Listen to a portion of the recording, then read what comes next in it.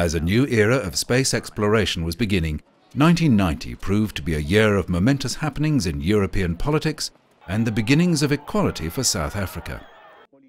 Under the reforming leadership of Mikhail Gorbachev, the Soviet Union was facing dramatic changes to a 70-year rule of law. Glasnost and Perestroika, the Gorbachev policies of openness and restructuring, were giving the Baltic states of Estonia, Latvia and Lithuania more confidence in their demands for greater autonomy.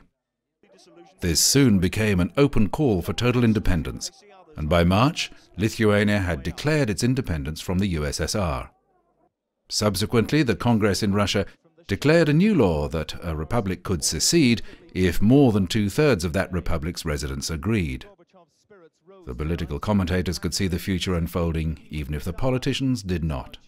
I think Gorbachev foresees the future of the Soviet Union quite clearly. It should become, well, I don't know in how much time, but it should become independent Ukraine, independent Russia, independent Georgia, independent, say, Baltic states.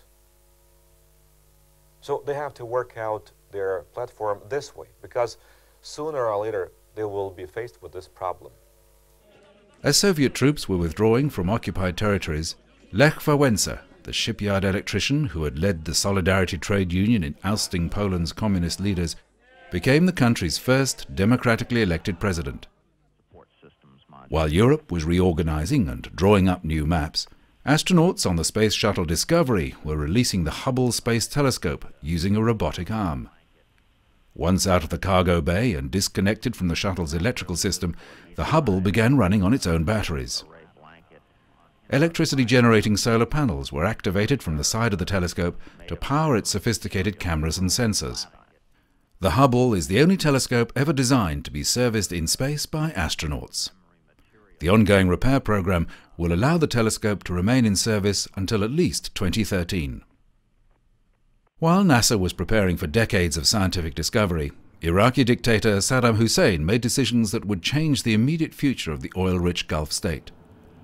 By August of this momentous year, Saddam Hussein had ordered his troops into an invasion of Kuwait. Within hours, invading Iraqi forces had occupied all of Kuwait City's installations, setting up roadblocks at major intersections and cutting fuel and gas supplies.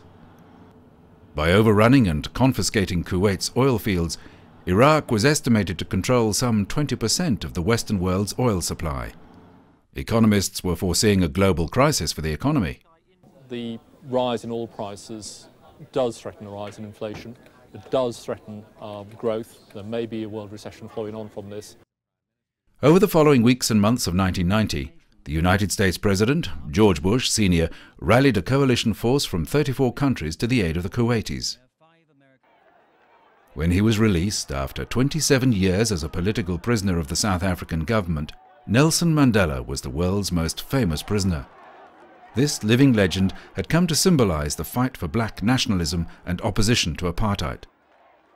Mandela's years in prison, many of them on Robben Island, for crimes that included sabotage committed while he spearheaded the struggle against the oppression of apartheid, had not made him a bitter man.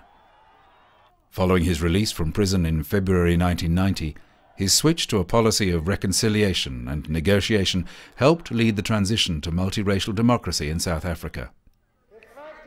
Mandela has frequently credited Mahatma Gandhi for being a major source of inspiration in his life, both for the philosophy of non-violence and for facing adversity with dignity.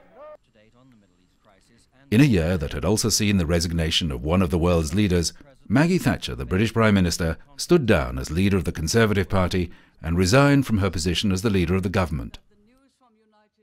1990, truly a year of momentous happenings.